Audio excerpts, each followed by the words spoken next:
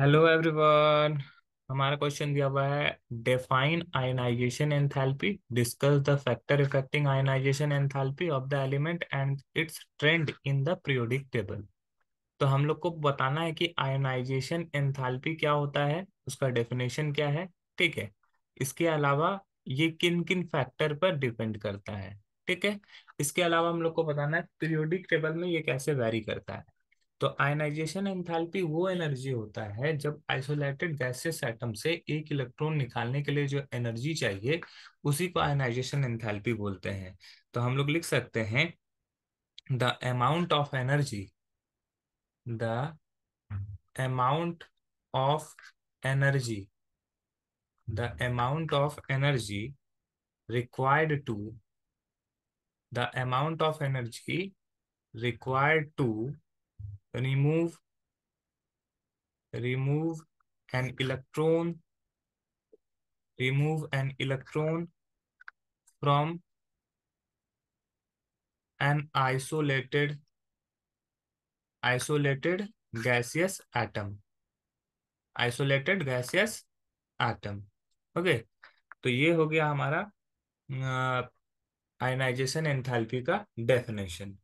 अब हम लोग को बताना है कि ये किस किस फैक्टर पर डिपेंड करता है। अब देखो, factor affecting, factor affecting ionisation enthalpy, ionisation enthalpy को कौन कौन सा फैक्टर डिपेंड करता है। तो पहले तो एटॉमिक साइज, साइज जितना बड़ा होगा आयनाइजेशन एंथैल्पी उतना ही कम होगा। न्यूक्लियर चार्ज, न्यूक्लियर चार्ज जितना छोटा मतलब कि ज्यादा होगा आयनाइजेशन एंथैल्पी उतना ही अधिक लगेगा। सेल्डिंग इफेक्ट, सेल्डिंग इफेक्ट, सेल्डिंग इफेक्ट की वजह से भी आयनाइजेशन एंथैल्पी क्या होता है, इफेक्टेड होता है। इसके अलावा अब हम लोग को ये बताना है कि पीरियोडिक टेबल में इसमें कैसे चेंजेस आएगा। तो आयनाइजेशन एंथैल्पी जो होता है जब ऊपर से नीचे की तरफ ग्रुप में जाते हैं तो वो डिक्रीज करता है। ठीक है। आयनाइजेशन एंथैल्पी, आई से इसको हम लोग करते हैं denote. Ionisation enthalpy decreases from top to bottom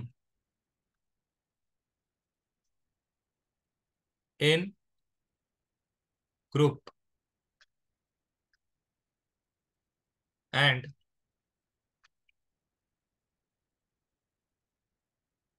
increases across the period.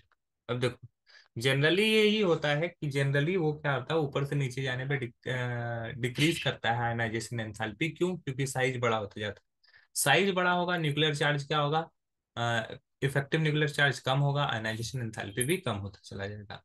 Left to right जाने पर क्या होता है, साइज क्या होता है, छोटा होते चला जाता है तो वो जनरली बढ़ता है। लेकिन इसमें कई सारे एक्सेप्शन भी हैं। ठीक है। कि इलेक्ट्रॉनिक कॉन्फ़िगरेशन पे भी डिपेंड करता है। अगर यहाँ पे अगर बोल देते हैं फोर्थ इफेक्ट, तो इलेक्ट्रॉनिक कॉन्फ़िगरेशन, इलेक्ट्रॉनिक कॉन्फ़िगरेशन। अब यहाँ पे डिपेंड करेगा कि कौन स्टेबल तरीका में है, कौन नॉन स्टेबल फॉर्म में है। तो इन सभी पे भी डिपेंड करता है। जो ज्यादा स्टेबल होता है उसका आयनाइजेशन एंथैल्पी हाई हो जाता है। ठीक है। तो इन सभी पर भी आयनाइजेशन एंथैल्पी डिपेंड करता है। जैसे नाइट्रोजन और ऑक्सीजन में, तो नाइट्रोजन और ऑक्सीजन में पीरियड के हिसाब से अगर ऑक्सीजन का आयनाइजेशन एंथैल्पी ज्यादा होना चाहिए क्योंकि इसका साइज कम है। लेकिन यहाँ पर नाइट्रोजन का आयनाइजेशन एंथैल्पी ज्यादा होता है। क्यों? क्योंकि इसका इलेक्ट्रॉनिक कॉन्फ़िगरेशन जब देखोगे तो इसके पी ऑर्बिटल में 3 इलेक्ट्रॉन होते हैं। ठीक है। तो ये हाफ फिल्ड होता है, जबकि ऑक्सीजन के आउटर मोस्ट शेल में 4 इलेक्ट्रॉन होते हैं। तो 4 इलेक्ट्रॉन में अगर होते हैं तो इसमें ये जो पी एक्स में 2 इलेक्ट्रॉन होते हैं वहां से एक इलेक्ट्रॉन निकालना मुश्किल है। क्योंकि जब पी ऑर्बिटल है वो हाफ फील्ड जब रहता है तो वो थोड़ा ज्यादा स्टेबल होता है, ठीक है। यहाँ पे ये हाफ फील्ड नहीं है, यहाँ पे एक एक्स्ट्रा इलेक्ट्रॉन है, ये हाफ फील्ड होने के लिए एक इलेक्ट्रॉन निकालेगा तब ये हाफ फील्ड हो जाएगा, ठीक है। तो कहने का मतलब ये है कि नाइट्रोजन थोड़ा ज्यादा स्टेबल है तो इसका आयनाइजेशन एंथैल्पी क्या होगा, थोड़ा बढ़ जाएगा। तो ये सभी चीजें हैं जिस पर आयनाइजेशन एंथैल्पी डिपेंड करता है। आई होप ये क्वेश्चन आपको समझ में आया होगा। That's all, thank you.